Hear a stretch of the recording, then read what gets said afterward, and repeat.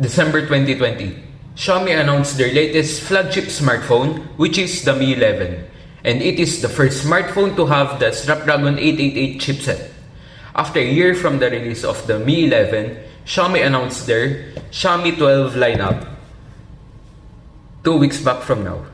They showed us 3 models: the Xiaomi 12X, which is more of a high-end mid-range device, then the one that I got here, which is the Xiaomi 12, and the Xiaomi 12 Pro, which is the bigger brother of the Xiaomi 12. As of recording this video, the Xiaomi 12 lineup is only out in China, and no announcement on releasing it in any markets outside China. But if you live in the Philippines, you can check out AHH Xiaomi Manila if you're interested on getting yourself one of these. Shop will be linked down below. The storage variants that the phone offers starts at 8128GB, then to 8256GB, and the highest storage variant, which is the 12256GB. The one that I got here is the 8256GB storage. When it comes to color, you have 3 options: black, pink, and then finally blue, which is the one that I have here. Let's quit the talking and unbox this guy.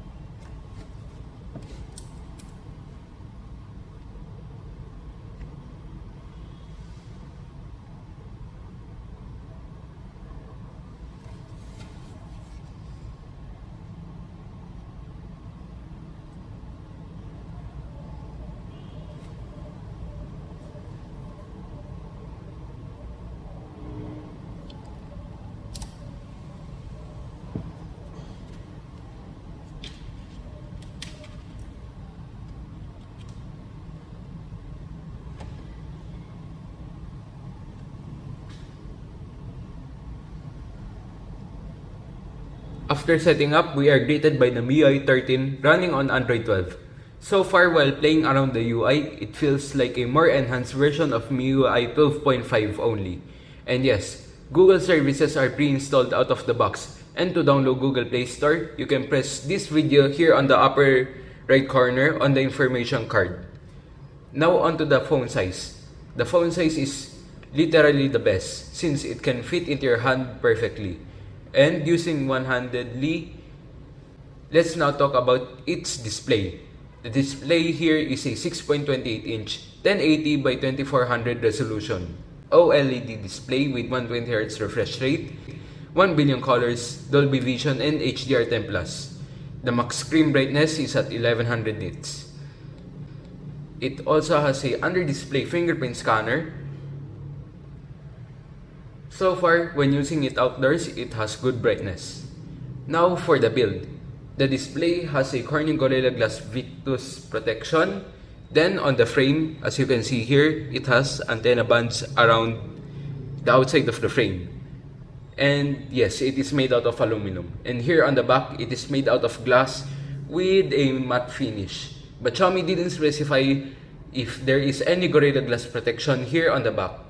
The design of the phone is really clean and simple. The camera design here looks like from OnePlus and the Oppo Reno series, with a own little design twist of Xiaomi, like these lines separating the camera modules and the flash. But other than that, for me, this looks great.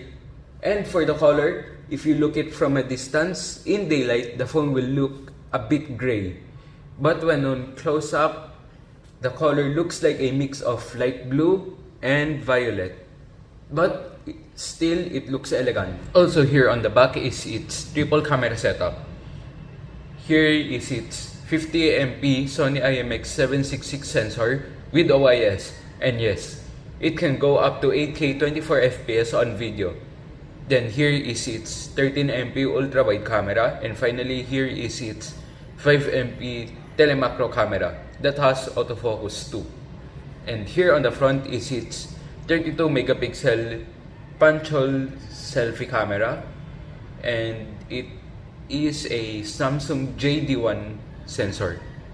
On to performance, the chipset equipped in here is the Snapdragon 8 Gen 1 chip, and Snapdragon said that this chip's CPU can perform 20% faster and 30% more power saving than the last generation. And for its GPU, it has the latest Adreno 730, and it can perform 30% faster and 25% more power saving than the last generation chip.